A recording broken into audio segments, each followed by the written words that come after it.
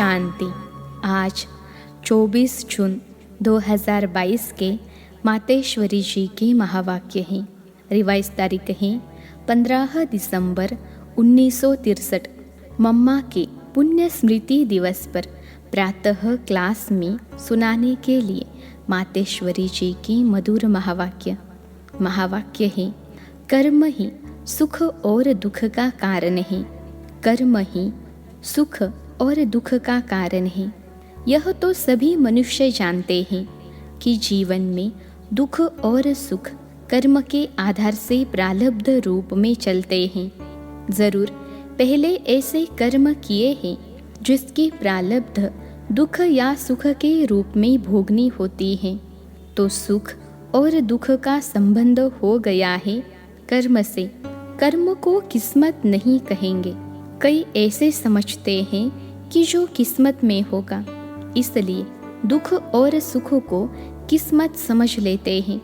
यह तो ऐसे हुआ जैसे यह किस्मत कोई भगवान ने बनाई है या किसी और ने बनाई है, इसलिए कह देते हैं कि जो किस्मत में होगा।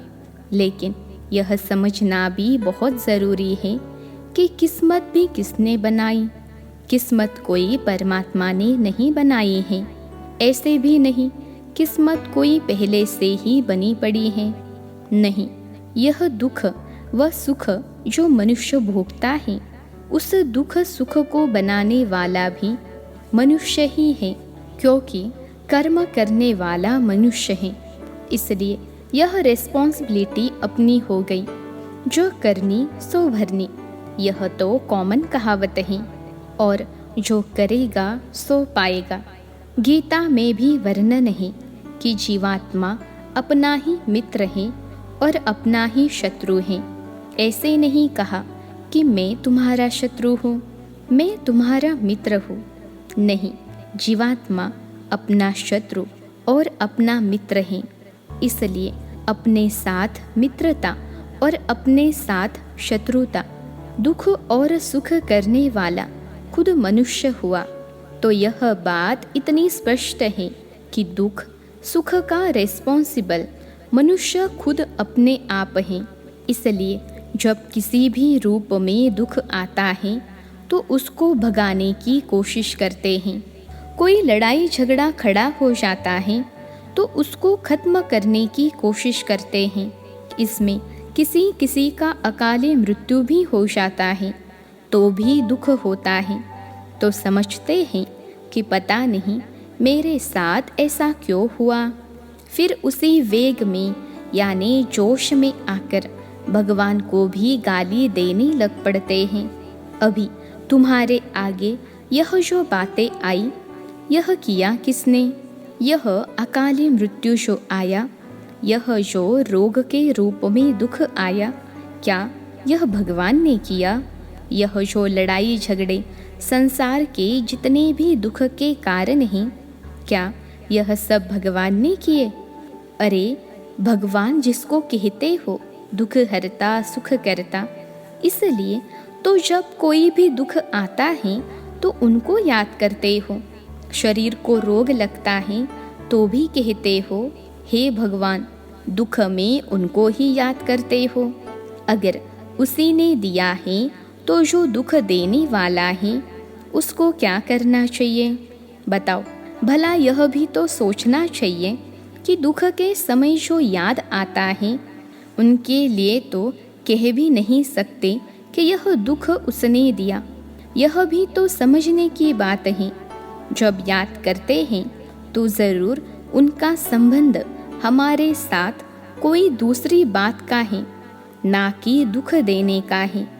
इससे सिद्ध होता है कि दुख का कारण अथवा इसका रिस्पॉन्सिबल कोई और है।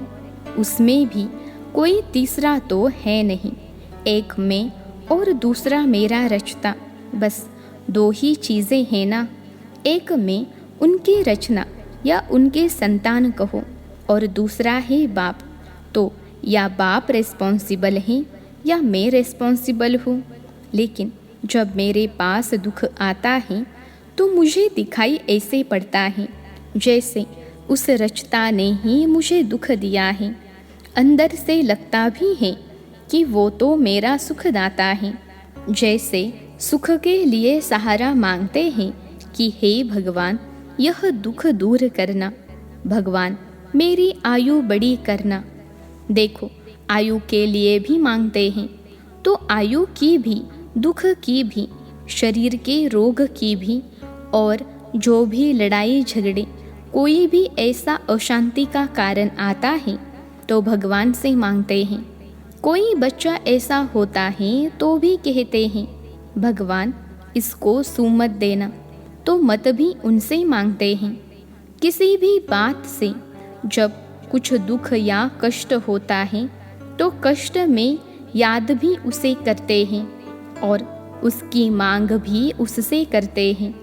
जब उससे ही मांग करते हैं तो ज़रूर वह उसका दाता है और वही हमको सुख देने वाला है।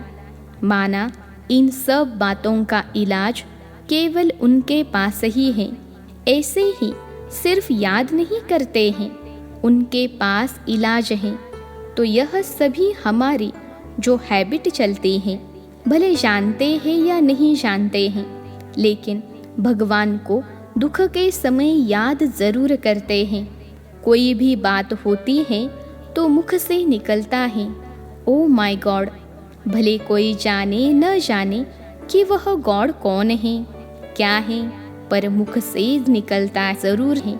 तो यह भी समझने की बातें हैं कि आखिर भी हम जिसको याद करते हैं, क्या उनका हमारे इन सभी दुखों से कोई कनेक्शन है? क्या वह दुख का दाता है या उनका कनेक्शन सुख देने से है? यह तो हमारी याद से भी सिद्ध हो जाता है कि उनका कोई दुख देने का काम है ही नहीं। अगर देता तो याद क्यों करते? दुख देने वाले के लिए तो अंदर गुस्सा आता है, सोचते हैं कि इसके लिए पता नहीं क्या करें। परंतु भगवान के प्रति तो सदा और दुख के समय तो खास प्रेम आता है। अंदर से आता है कि जैसे वह हमारा कोई बड़ा मित्र है। अंदर वह खुशी आती है तो ज़रूर उनका हमारे साथ सुख का संबंध है। तो दुख का कारण ज़रूर कोई और है, अभी और कोई तीसरा तो है ही नहीं। एक मैं, दूसरा वह, तो ज़रूर मैं रिस्पॉन्सिबल हुआ। तो जिस चीज़ के लिए मैं निमित्त हूँ और मैं ही दुख में दुखी होता हूँ, और पैदा भी मैं अपने से अपने आप करता हूँ। तो यह देखो कितनी बेसमझी है। जिस चीज़ से छुटकारा चाहते हैं वह चीज़ मैं अपने लिए खुद ही बनाता हूँ। आश्चर्य की बात है ना, मनुष्य चाहता नहीं हो फिर भी दुख बनता जाता है। तो ज़रूर वह कोई बात से अनजान है, बेसमझ है। तो जिस बात का पता नहीं लगता है उसका पहले पता निकालना चाहिए ना। ज़रूर मुझे उसकी कुछ नॉलेज यानी समझ होनी चाहिए, तो इसे समझ के पहले खोज करनी चाहिए। परंतु आश्चर्य है कि आज तो ऐसी बात समझने के लिए भी देखो कई बेचारे कितने बहाने देते हैं। कहेंगे फुर्सत नहीं है, समय नहीं है। क्या करे, गृहस्थ धंधा आदि संभाले या यह करे वह करे, क्या करे। इसलिए वह देखते संभालते हुए भी उसमें दुखी हुए पड़े हैं। अब जबकि मैंने ही मेरा मेरा कह के यह दुख का रूप बना दिया, उसको दुख के रूप में लाया है, तो पहले उसकी खोज होनी चाहिए। बनाने के पहले उसकी जानकारी रखनी चाहिए कि यह जो चीज़ बना कर के मैं दुखी होता हूँ उसका कारण क्या है। पहले मुझे यह समझ तो होनी चाहिए कि मैं दुखी क्यों हूँ। क्या सुख हमारे लिए होता ही नहीं है, इसका भी तो पता निकालना चाहिए। इसी जानकारी के लिए यहाँ बताया जाता है कि जिन चीज़ों को तुमने मेरी समझा है यही दुख का कारण है। दुख मिटाने का इलाज क्या है वह भी जीवन के लिए जानना बड़ा आवश्यक है। परंतु जानते हुए भी कहते हैं क्या करे कैसे करे, क्या अपना गृहस्थ व्यवहार छोड़ दे। तो आश्चर्य लगता है कि देखो मनुष्य की बुद्धि, जो समझ मिलते भी उसे धारण नहीं कर पाते।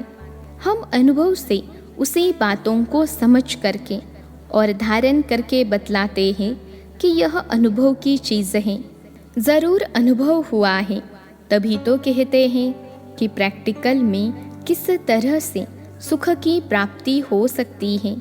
जो बहुत काल की आश रखते आए हो, अभी वह जो सुखदाता है वह स्वयं हमको अपना यह परिचय दे रहा है कि हे बच्चे, तुम दुखी हुए क्यों हो? कारण तो तुम्हारा ही है, लेकिन तुम्हारे में ऐसी कौन सी बात है जो तुम्हें खुद को पता नहीं चलता है, जिसके कारण दुख उठा रहे हो?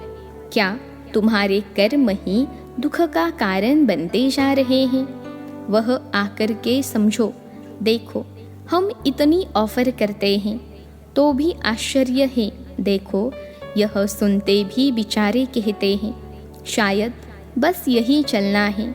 इसको ही कहा जाता है अहो मम माया, एकदम माया पकड़कर बैठी है। और चाहते भी जिस चीज़ के लिए सारा दिन माथा कुटी करते हैं, वही बाप सामने से बतलाते हैं कि बच्चे, तुम्हारे सुख का कारण और दुख का कारण क्या है। बाप खुद कहते हैं मैं तुम्हारे सभी दुख हरने और तुमको सुख देने आया हूँ। तब तो गाते हो दुख हरता सुख करता, कभी ऐसे नहीं कहते कि आज दुख हरता सुख करता। नहीं, तो हर दुख का वो हरता है।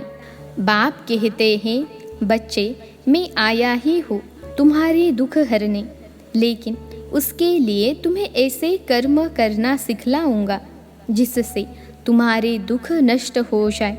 सिर्फ मैं जो सिखाता हूँ, समझाता हूँ, उसको समझ करके वह पुरुषार्थ करो जिससे दुख नष्ट हो जाए।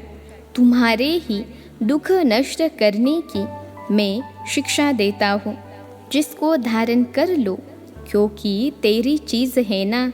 परंतु कई तो बेचारे ऐसे कारण देते हैं जैसे कि हम कोई भगवान के ऊपर मेहरबानी करते हैं। कई फिर कहते हैं कि समय मिल गया तो कर लेंगे। अरे भाई, खिलाना पिलाना यह सब जो बातें हैं, उसी कर्म से बनाए हुए खाते में ही तो तुम मूंझ पड़े हो, उसमें ही तो दुखी हुए हो। जबकि एक तरफ कहते हो दुख से छूटें और दूसरे तरफ इन दुखों से छूटने का रास्ता खुद बाप समझा रहे हैं, तो भी देखो कोई की बुद्धि में मुश्किल बैठता है। इसी प्रकार माया इन 5 विकारों को कहा जाता है। परंतु मनुष्य बेचारे फिर धन संपत्ति को माया समझ लेते हैं। कई फिर शरीर को भी माया कह देते हैं, उससे बचने के उपाय करते रहते हैं। परंतु बाप कहते हैं कि तुम्हारे दुख का कारण कुछ और है। यह प्रकृति तो मेरी रचना है, जो अनादि है वो कोई दुख का कारण नहीं है। तुम्हारे में एक्स्ट्रा अलग से कोई चीज़ आई है जो दुख का कारण है। उसको ही 5 विकार यानी माया कहा जाता है। विकार कोई शरीर नहीं है, संसार विकार नहीं है, धन संपत्ति विकार नहीं है।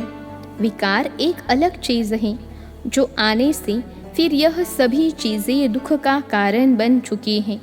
नहीं तो यह सब पदार्थ आत्मा के सुख का कारण है। उनके लिए यह संपत्ति धन आदि जो हैं वह सब सुख के कारण हैं। लेकिन इन सभी बातों का पूर्ण ज्ञान न होने के कारण यह सब चीज़ें दुख में आ गई हैं। ऐसे भी नहीं है कि मैंने यह जो अनादि रचना रची हुई है वह कोई दुख का कारण है। नहीं, दुख के कारण तुम बने हो। तुम्हारे में कोई और अलग चीज़ आई है। वह अलग चीज़ है यह माया 5 विकार। अभी उसी को तुम्हें निकालना है। मनुष्य फिर कह देते हैं यह सब भगवान ने दिया है। अगर भगवान ने दिया तो वह सुख की चीज़ें ही दी होगी ना। इसमें तुमने विकार डाल करके इन सभी चीज़ों को खराब कर दिया है। इसलिए बाप कहते हैं तुम इन विकारों को निकाल दो तो सदा के लिए सुखी हो जाएंगे। यह सारी बातें समझने की है, इसके लिए थोड़ा टाइम तो देना होगा। दुखों को नाश करने की विधि सीखनी होगी। इसके लिए कहते हैं बार बार आओ, कुछ समझो। परंतु ऐसे नहीं, यहाँ से सुना और बाहर गए फिर बात खत्म। कई फिर कह देते हैं यह तो बड़े या बूढ़ों का काम है। क्या जीवन बनाना यह बूढ़ों को ही ज़रूरी है?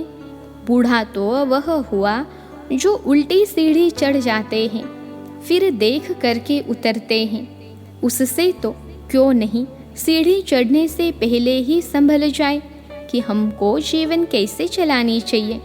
इसलिए उन्होंने राय देंगे कि इन बातों को समझ करके अपने जीवन में दुख की जो जड़ है, दुख का जो कारण है, उसको मिटाने का पूरा यत्न यानी पुरुषार्थ करना चाहिए। भगवान बाप जो सबका पिता है, उस पर जो हमारा हक है उसको भी समझना और वह हक लेना है। खाली ऐसे थोड़े ही उनको बाप कहना है, लेकिन उनके द्वारा हमें क्या प्राप्ति करनी है उसको भी तो कोई आकर के सुने और समझे। हम सबको ऑफर तो करते ही रहेंगे, आगे भी निमंत्रण और संदेश देते ही रहे हैं। फिर कोर्टों में कोई जागते हैं, आगे भी ऐसे हुआ है। तब तो भगवान ने खुद कहा है कि कोर्टों में कोई मुझे जानते हैं तो यहाँ आकर के इस चीज़ को समझ के और कुछ धारण करने की बातें करो। एक ही दिन में यह सब बातें समझाने में नहीं आ सकती है। अच्छा, मीठे मीठे बच्चों प्रति याद प्यार और नमस्ते। हम रूहानी बच्चों के सिखिलते माता पिता बाप दादा को याद प्यार, गुड मॉर्निंग और नमस्ते बाबा नमस्ते। आज का वरदान है अपने पूज्य स्वरूप की स्मृति से सदा रूहानी नशे में रहने वाले जीवन मुक्त भव। अपने पूज्य स्वरूप की स्मृति से सदा रूहानी नशे में रहने वाले जीवन मुक्त भव। विश्लेषण है ब्राह्मण जीवन का मज़ा जीवन मुक्त स्थिति में है। जिन्हें अपने पूज्य स्वरूप की सदा स्मृति रहती है, उनकी आँख सिवाय बाप के और कहाँ भी डूब नहीं सकती। पूज्य आत्माओं के आगे स्वयं सब व्यक्ति और वैभव झुकते हैं। पूज्य किसी के पीछे आकर्षित नहीं हो सकते। देह, संबंध, पदार्थ व संस्कारों में भी उनके मन बुद्धि का झुकाव नहीं रहता। वे कभी किसी बंधन में बंध नहीं सकते, सदा जीवन मुक्त स्थिति का अनुभव करते हैं। आज का स्लोगन है सच्चा सेवाधारी वह है जो निमित्त और निर्माण है। सच्चा सेवाधारी वह है जो निमित्त और निर्माण है। अच्छा, ओम शांति।